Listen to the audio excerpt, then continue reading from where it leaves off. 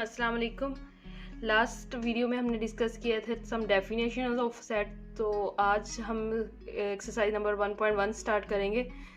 तो exercise number 1.1 का जो एक्सरसाइज क्वेश्चन है, क्वेश्चन नंबर 3 है, जिसके अंदर उसने कहा है कि write down all the subsets of X Y Z comma T. एक सेट दिया गया जिसके हमने क्या फाइंड करने हैं, सबसेट फाइंड करने हैं। किस तरह हम सबसेट इसके राइट डाउन कर सकते हैं।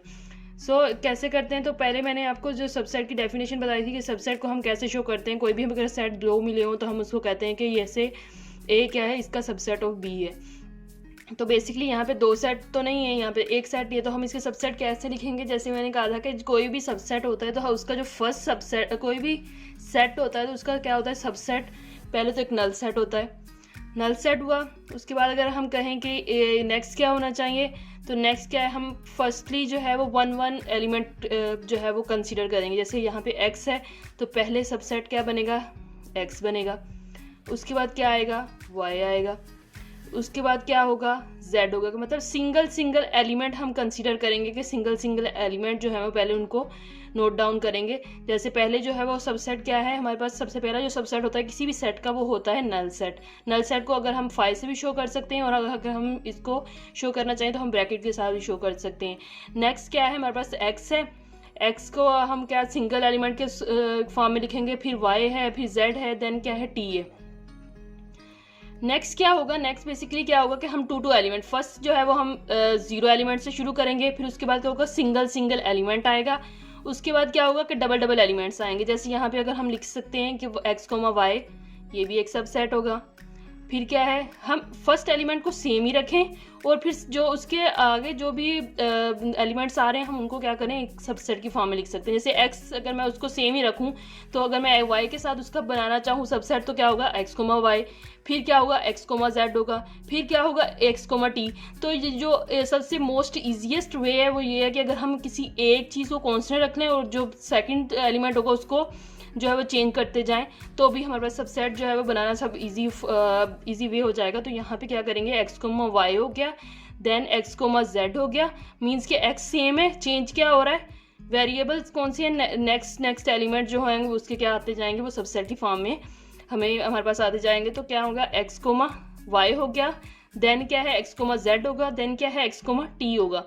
तो इस तरह जो है वो सबसेट बनाना जो है वो आपको इजी हो जाएगा, कोई डिफिकल्टी नहीं आएगी कि कैसे जो है वो इसके सबसेट्स बनते हैं। देन क्या है कि अब देखें, x के y के साथ भी सबसेट हो गया है, x का z के साथ भी सबसेट हो गया है, x का t के साथ भी सबसेट हो गया है। तो नेक्स्ट अब एलिमेंट क्या होगा, y होगा। y जो है अब क्या होगा, वो एज अ कॉन्स्टेंट रहेगा, बाकी सब एलिमेंट उसके चेंज हो जाते हैं। तो y का किसके साथ सबसेट हो सकता है, y, z हो सकता है। नेक्स्ट क्या है, z को की जगह अगर हम रिप्लेस करें तो नेक्स्ट क्या होगा कि हमारे पास y जो है वो t के साथ भी सबसेट बना सकता है। तो ये हो गया एलिमेंट। फिर यहाँ पे हम देखें तो z किसके साथ सबसेट बना सकता है, t के साथ बना सकता है। तो ये क्या होगा, z, t फॉर्म आ गई। तो ये क्या है कि यहाँ पे हमारे पास टू एलिमेंट्स के सबसेट बन गए। अब क्या है, हम इंट्रोड्यूस करेंगे थ्री एलिमेंट्स के सबसेट्स को। पहले हमने सिंगल एलिमेंट, पहले हमने इम्प्री सेट से शुरू किया, फिर सिंगल एलिमेंट्स आ गए। उसके बाद क्या हुआ, सिंगल एलिमेंट के आने के बाद फिर डबल एलिमेंट्स आने स्टार्ट हो गए। और अब क्या है, थ्री टाइम्स मीन्स कि एक सेट के अंदर वेरिएबल्स होंगे।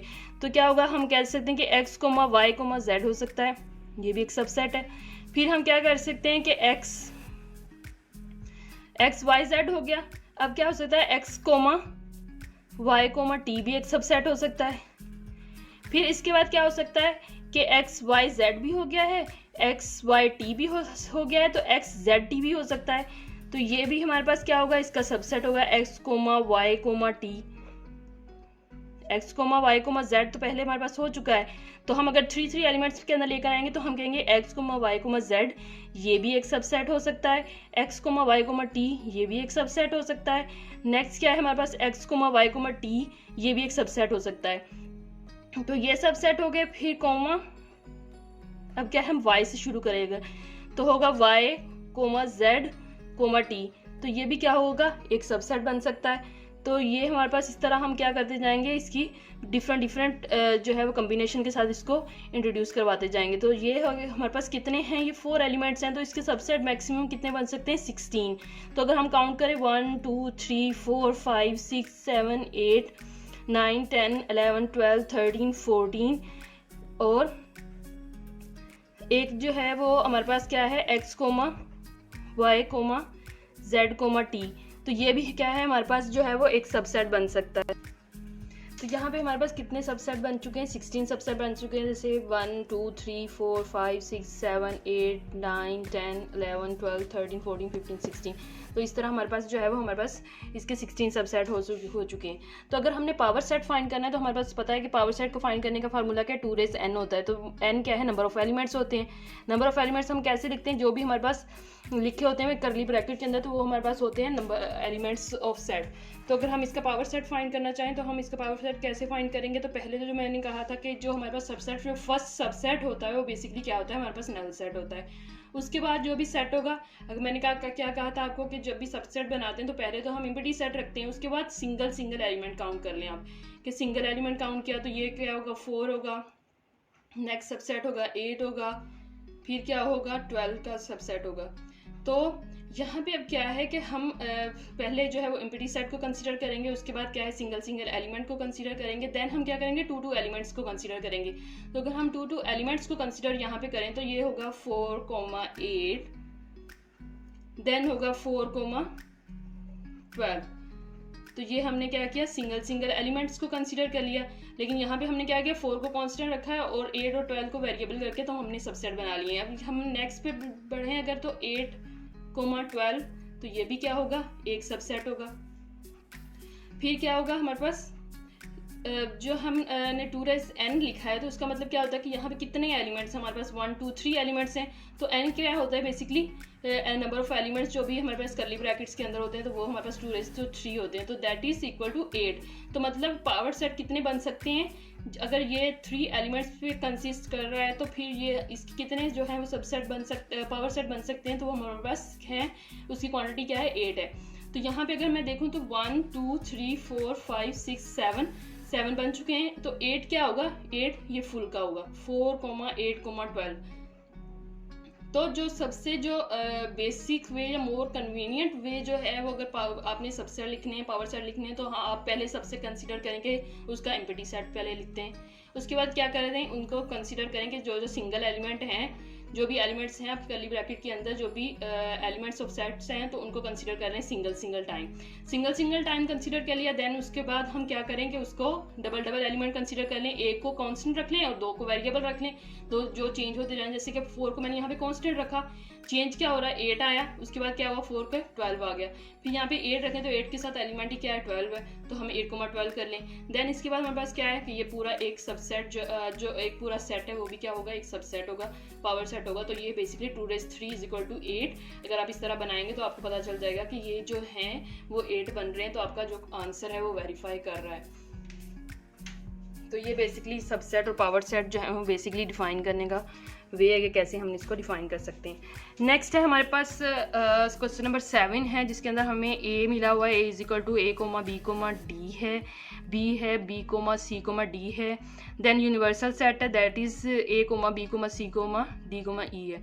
उसके बाद उसने कहा कि फाइंड करें a कम्प्लीमेंट। तो अगर हम a कम्प्लीमेंट यहाँ पे फाइंड करूँ तो a कम्प्लीमेंट फाइंड करने का फार्मूला क्या आता है, जो भी यूनिवर्सल सेट है उसमें से अगर मैं a के मेंबर्स को माइनस कर दूंगी तो वो मेरे पास आ जाएगा a कम्प्लीमेंट। तो यहाँ पे यूनिवर्सल सेट क्या है, यूनिवर्सल सेट के जो एलिमेंट्स हैं वो हैं a, b, c, d, e। इसमें से अगर मैं सब्ट्रैक्ट करूँ a को, तो a के एलिमेंट्स क्या हैं, a, b, d, तो ये एलिमेंट्स हैं इसके। तो हम सब्ट्रैक्शन में क्या करते हैं, जो भी इक्वल मैग्नीट्यूड के जो भी एलिमेंट्स होते हैं तो उनको हम सब्ट्रैक्ट करके 0 आंसर आ जाता है। तो यहाँ पे अगर मैं देखूँ तो a के साथ सब्ट्रैक्ट आउट होकर क्या बचेगा, कुछ भी नहीं, वैल्यू 0 होगी, जो कि हम लिखते नहीं हैं।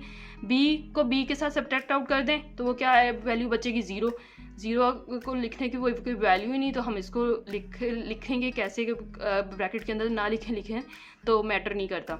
देन d है, d क्या है, यहाँ पे कैंसिल आउट हो गया, ये भी 0 हो गया। तो एलिमेंट्स कौन से हमारे पास यहाँ पे बचे, c, e। a, b और d जो है वो a के अंदर था तो उसको सब्ट्रैक्ट आउट के कैंसिल आउट हो गए। तो अब जो हमारे पास रिजल्ट बचा वो बचा है c, e। तो ये हमारे पास वैल्यू आ गई a कम्प्लीमेंट की। तो नेक्स्ट है हमारे पास क्वेश्चन b कम्प्लीमेंट। तो बी कम्प्लीमेंट को बेसिकली हम कैसे फाइंड करते हैं, यूनिवर्सल सेट में से बी को माइनस कर दें, बी के एलिमेंट्स को। अगर मेरे पास ए कम्प्लीमेंट था तो मैं यूनिवर्सल सेट में से किसको माइनस करी थी, ए के सेट को। बी कम्प्लीमेंट है तो यूनिवर्सल सेट में से मैं किसको माइनस करूँगी, बी कम्प्लीमेंट को। तो मेरे पास बी कम्प्लीमेंट की वैल्यू आ जाएगी। यहाँ पे हमने ए कम्प्लीमेंट फाइंड किया है। तो यूनिवर्सल सेट बेसिकली हमारे पास है क्या, a comma b comma C comma d comma e है। और जो बी सेट है वो है बी कोमा सी कोमा डी। अगर मैं इसका बी कम्प्लीमेंट फाइंड करूँ तो मतलब सब्ट्रैक्शन का साइन है, तो मतलब ये वाली जो चीज़ें हैं वो इसमें से एलिमिनेट हो जाएंगी। तो बी एलिमेंट एलिमिनेट हो गया, सी एलिमेंट एलिमिनेट हो गया, डी एलिमेंट एलिमिनेट हो गया।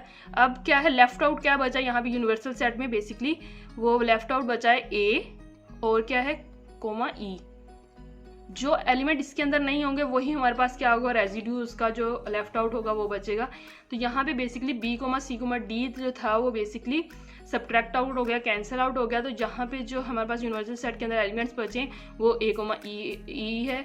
तो ये हमारे पास क्या होगा, बी कम्प्लीमेंट हो गया। जो थर्ड हमारे पास पार्ट है इसका 7 क्वेश्चन का, उसका है कि हमने A complement whole complement find करना है। तो यहाँ पे मैंने ए कम्प्लीमेंट फाइंड किया हुआ है। ए कम्प्लीमेंट मेरे पास यहाँ पे क्या आया है, सी कोमा ई मैंने फाइंड किया हुआ है यहाँ पे। तो उसको मैं डायरेक्टली यहाँ पे लिख लूँगी, क्योंकि फिर यही प्रोसेस मुझे रिपीट करना पड़ेगा जो कि मैं कर चुकी हूँ पहले। तो मैं क्या करूँगी, यहाँ पे ए कम्प्लीमेंट की वैल्यू है तो मैं ए कम्प्लीमेंट लिख लूँगी। अब मुझे अगर फाइंड करना है ए कम्प्लीमेंट का होल कम्प्लीमेंट, तो उसका फार्मूला क्या होगा, जैसे हमने ए कम्प्लीमेंट फाइंड किया था तो क्या कहा था, u माइनस ए होगा। तो ऐसे ही अगर मैंने A complement whole complement find करना है तो उसका मतलब ये होगा कि u में से मैं ए कम्प्लीमेंट के एलिमेंट को सब्ट्रैक्ट कर दूंगी तो मेरे पास ए कम्प्लीमेंट होल कम्प्लीमेंट हो जाएगा। तो यहाँ पे क्या है हमारे पास यूनिवर्सल सेट क्या है, यूनिवर्सल सेट है a comma b comma C comma d comma e है। एंड देन जो है हमारे पास माइनस ए कम्प्लीमेंट। अब यहाँ पे ए सेट काउंट नहीं होगा, अब ए कम्प्लीमेंट काउंट होगा, जो कि हमने फर्स्ट पार्ट के अंदर फाइंड आउट कर लिया था। तो अब यहाँ पे जो है वो ए कम्प्लीमेंट आएगा, जो कि ए कम्प्लीमेंट की वैल्यू क्या है, सी कोमा ई है। अब जो हमारे पास वैल्यू आएगी ए कम्प्लीमेंट होल कम्प्लीमेंट की, तो वो आएगी, इन दोनों सेट्स को सब्ट्रैक्ट आउट करेंगे। जैसे यहाँ पे सी है, ई है, और यहाँ पे भी सी ई है, तो ये सी ई की ई क्या होगा, सब्ट्रैक्ट होने के बाद कैंसिल आउट हो जाएंगे, या जीरो इसका रिजल्ट होगा। तो जीरो हम जो है उसकी कोई वैल्यू नहीं होती, इसलिए हम सेट्स में लिखते नहीं। तो यहाँ पे जो हमारे पास लेफ्ट आउट बचेगा वो ए कोमा बी कोमा डी बचेगा, क्योंकि सी और ई जो है वो कैंसिल आउट हो गए। तो नेक्स्ट है हमारे पास portion, that is fourth portion, that वो क्या है, A union B whole complement. तो यहाँ पे क्या करेंगे, पहले तो हम ए यूनियन बी फाइंड करेंगे, उसके बाद उसका कम्प्लीमेंट आएगा।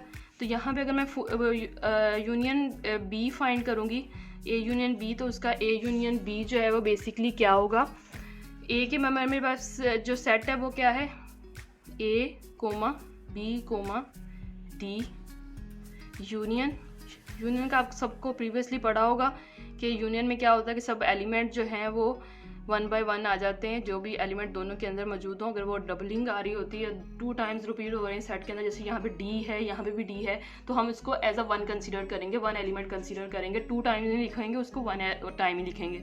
तो यूनियन का जो बेसिकली मीनिंग होता है वो यही होता है कि हमने दोनों को क्या करना है, जमा करके रखना है। यूनियन का मतलब ये होता है कि जमा करना है दोनों चीज़ों को, मतलब एक चीज़ करके रखना है।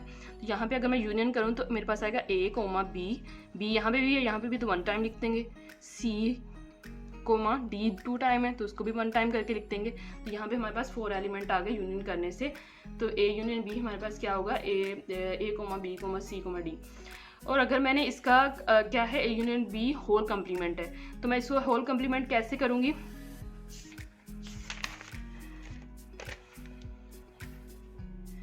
तो मैं यहाँ पे क्या करूँगी, ए यूनियन बी जो प्रीवियसली हमने फाइंड किया है वो क्या था, ए यूनियन बी हमारे पास a comma b comma C comma d है, a comma b comma C comma d है। और अगर मैंने इसका फाइंड आउट क्या करना है, A union B whole complement, तो वो मैं कैसे फाइंड करूँगी, जो भी यूनिवर्सल सेट है उसमें से अगर मैं ए यूनियन बी जो मैंने फाइंड आउट किया है उसको सब्ट्रैक्ट आउट कर दूंगी तो मेरे पास ये वाली वैल्यू आ जाएगी जो मुझे फाइंड करना है A union B whole complement से। तो यूनिवर्सल सेट क्या है, यूनिवर्सल सेट है, मैंने यहाँ पे भी शो कर दिया है कि जो वैल्यूज़ हैं आपको नेक्स्ट पेज पे जाने पे जो है वो वैनिश ना हो जाएं, कि आपको पता ही ना हो कि वैल्यूज़ क्या थी। तो मैंने यहाँ पे भी लिख दी है इसकी वैल्यूज़, ताकि आपको एक थ्रू आउट आपको आइडिया हो कि ये वाली वैल्यूज़ ही हैं। अब ए यूनियन बी क्या है? A union B, a comma b comma C comma d, इन दोनों का यूनियन करने से आपके पास वैल्यू आई। अब क्या करना है, हमने इसको सब्ट्रैक्ट आउट करना है। जैसे मैंने ए कम्प्लीमेंट फाइंड किया था, बी कम्प्लीमेंट फाइंड किया था, तो A union B whole complement भी यही होगा। तो यहाँ पे अगर मैं इसका सब्ट्रैक्ट आउट करूँ तो यहाँ पे ए भी निकल गया, कैंसिल आउट हो गया, बी भी यहाँ पे कैंसिल आउट हो गया, सी भी यहाँ पे कैंसिल आउट हो गया, डी भी यहाँ पे कैंसिल आउट हो गया। तो हमारे पास कौन सा एलिमेंट यहाँ पे लेफ्ट हो, यहाँ पे कौन सा एलिमेंट हमारे पास बच गया, तो वो है दैट इज़ ई। तो A union B whole complement that is equal to e. तो ऐसे जो है वो हम कम्प्लीमेंट्स को फाइंड करते हैं और डिफरेंट वैल्यूज़ के साथ फाइंड कर लेते हैं। जैसे ए कम्प्लीमेंट फाइंड किया, बी कम्प्लीमेंट फाइंड किया, A union B whole complement find किया। तो इस तरह हम जो है वो यूनियन कर सकते हैं, कम्प्लीमेंट फाइंड कर सकते हैं डिफरेंट वेज़ के। कोई भी चीज़ आपको समझ ना आए तो आप इनबॉक्स के अंदर लिख सकते हैं कि हमें ये चीज़ समझ नहीं है, तो मैं आपको दोबारा वो चीज़ समझा दूँगी। सो बेसिकली जो है ये ऑल अबाउट सबसेट क्या होते हैं, पावर सेट जो है वो हम कैसे फाइंड कर सकते हैं, कंप्लीमेंट कैसे फाइंड कर सकते हैं, यूनियन कैसे फाइंड कर सकते हैं। अब इसके 2 पार्ट्स रहते हैं, वो इंशाल्लाह हम नेक्स्ट वीडियो के अंदर जो है वो डिस्कस करेंगे। So thank you.